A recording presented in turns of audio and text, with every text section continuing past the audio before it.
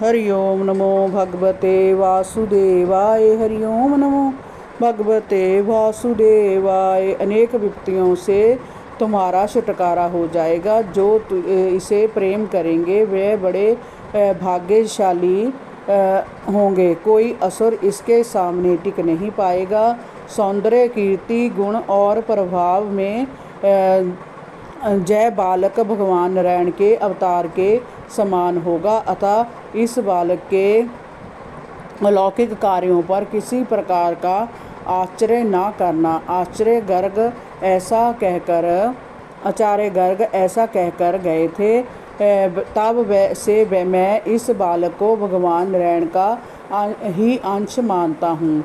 नंद बाबा के मुख से आचार्य गर्ग की बातें सुनकर उनका विस्मय जाता रहा। सभी का मन प्रभु श्री कृष्ण के चरणों में नतमस्तक हो गया। वह श्री कृष्ण के पश्चात करते हुए वहाँ से चले गए। 27वां अध्याय। श्री कृष्ण का अभिषेक।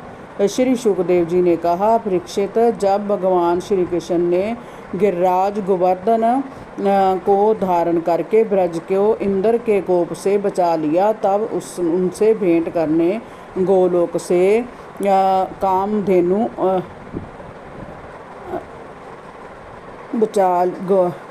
गोलोक से कामधेनु और स्वर्ग से देवराज इंद्र स्वयं आए। इंद्र बहुत लज्जित था।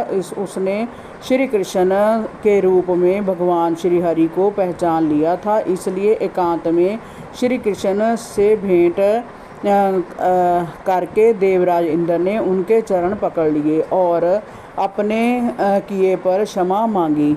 इंद्र ने कहा, भगवान, आपका स्वरूप परम शांत, ज्ञानमय, रजोगुण और सतो गुण से रहित, विशुद्ध एवं अपराकृत सत्व में है। आपके स्वरूप को ना जानने का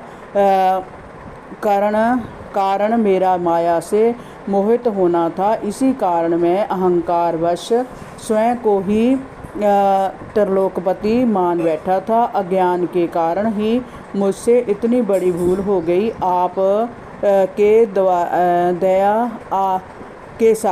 तो दया के सागर, करुणा निधान हैं। आप कृपा मुझे क्षमा करें। आप जगत के पिता और स्वामी हैं। दुष्टों का विनाश करने के लिए ही आप धरती पर अवतार लेते हैं। आप ही भक्तों की लालसा को पूर्ण करने वाले और जगत का निरंतर तत्काल हैं। और जो लोग अज्ञान के कारण मेरी तरह अपने को ईश्वर मान बैठते हैं, उनका अहंकार तोड़ने के लिए आप तरह तरह की लीलाएं करते हैं। प्रभु, मुझे क्षमा करो और कुछ ऐसा ज्ञान मुझे दें कि मैं फिर कभी ऐसा ही अज्ञानता ना कर सकूं। भगवान मैं आपको बार बार नमन करता हूँ। आप सर्व अंतर्यामी, पुरुषोत्तम और सर्व आत्मा वासुदेव हैं। आप जदुवंशियों के एकमात्र स्वामी, भक्त वत्सल और सभी के चित्त को हरने वाले हैं। हरि ओम नमो भगवते वासुदेवाय। श्री ओम नमो भगवते वासुदेवाय।